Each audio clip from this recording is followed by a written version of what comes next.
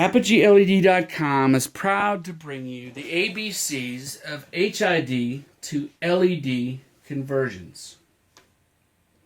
This is an HID bulb.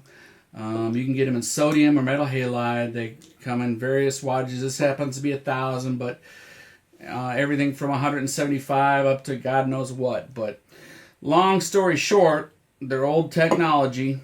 They require ballasts, which add for a 400 watt metal halide. It adds 58 watts.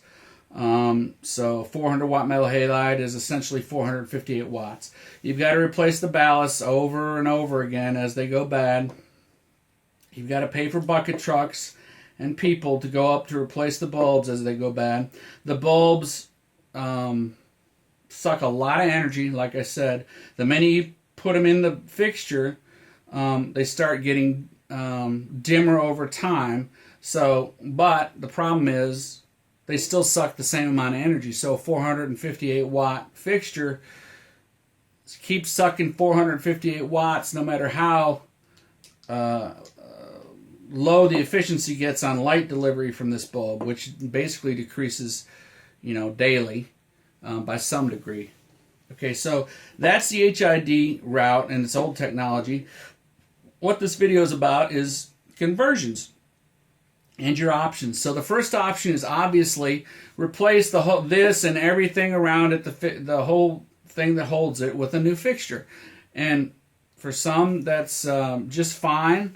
For others, they're a little more cost conscious. This is just to give you an idea. It's a size idea. It's a quarter, by the way. Anyways, so you can put a new fixture in, and like I said, they could be expensive. They might not be expensive, but if they aren't expensive, I would beware, because like most things in life, you get what you pay for. So that being said, if you go to the fixture route, that's your decision. You replace it, you get a new fixture, and that's cool. But that's the upside. The downside is in whatever 10 years, whenever the warranty, or whenever the light runs out of that fixture, the downside, the con is you're replacing the whole fixture, not just a unit like these. You're replacing the whole fixture. So you be the judge how you want to go about it. That's option one. Option two is plug and play ballast compatible units, and these are 400 watt equivalents. You basically just screw them into your unit. This is a vertical, that's a horizontal. The upside is convenience. You just screw them in, they work on the ballasts that are already there.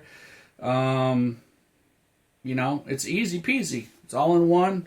You buy it, you screw it in. You don't have to do all your fixtures at once. You can do 10 at once, or 5 at once, or 20 at once, and just roll it out if you want to. That's the other upside.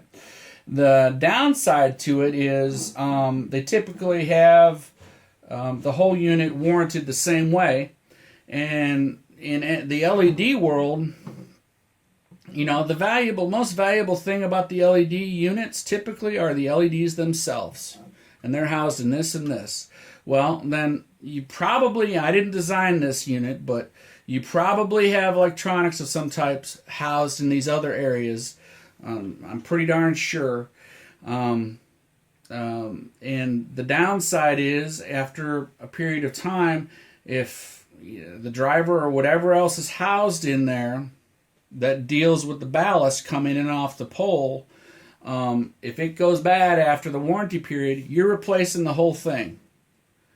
The expensive LEDs in this unit you're replacing, and the electronics down here.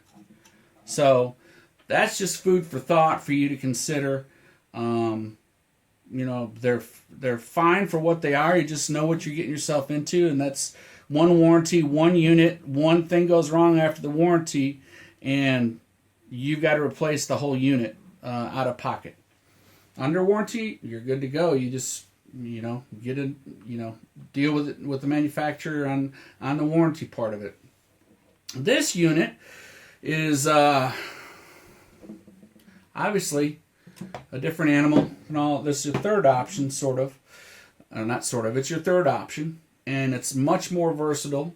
That's the Pro. It's much more versatile. It's not as convenient to install because you have to get rid of the ballast. That's the other downside to these. They require a ballast, okay? Both of these require a ballast, so you have to keep replacing the ballast in these, so your maintenance cost on the ballast doesn't go away. So, on this one, the downside is they're a little bit harder to install because you have to take out the ballast regardless. Okay, this is not a ballast. This is a driver, and this is the LED units themselves. Okay, so I call this a modular style, and the beauty of the modular style is if after the warranty period the driver dies, you just replace the driver and you keep on trucking with the expensive part. The driver is the cheap part of this unit. The other upside is it's more versatile as far as lighting up off of a certain pole. If you have a pole that has a 400 watt bulb in here, and let's say you don't have enough light in your lot and you've only got 3 poles or whatever, you can put multiple. These are all can be up to 400 watt roughly heads here, and you can put multiple heads in the same pole fixture. It's limited only by heat dissipation and of course mounting room for these heads. So, and this is one configuration. This is a yoke configuration for this particular unit, but you can also put them on plates. Pretty much customize this thing almost any way you can imagine. From 175-ish watts all the way up to 3,000 and probably beyond that. As long as you have the heads, and then you've got to have drivers to drive the heads. Like I said, the downside, which is really an upside to me, is that it's got a replaceable driver. So if it goes bad, you just replace the driver. You aren't stuck with replacing the whole thing, including the LEDs. That's valuable to me. I mean, you be the judge. I mean, I'm not going to make the decision for you, obviously. But those are the differences, the main differences. Also, these are going to knock your power consumption down by about 50% ballpark from whatever's in there right now, 400 watts or below. Your consumption is going to roughly drop about 50%. This unit and that I'm talking about is compared to a 400 watt version of this. Okay, this right here is you're gonna cut roughly 80 to 90% in your expenses, and that's in both electricity and in maintenance, going up and down the pole, to replace bulbs and whatnot. So a 50% reduction roughly, ballparkish, on these, and 80 to 90-ish roughly on these. In a modular design with this, they don't all look like this. They come in, this comes in several different flavors from our factories as far as the mounting gear is concerned. Basically, you got a driver and the head. So that's that's pretty much the options when it comes to replacing HID in high illumination environments. Once again, this is the ABCs of HID to LED conversion. If you've got questions, we've got answers. ApogeeLED.com. Give us a call today.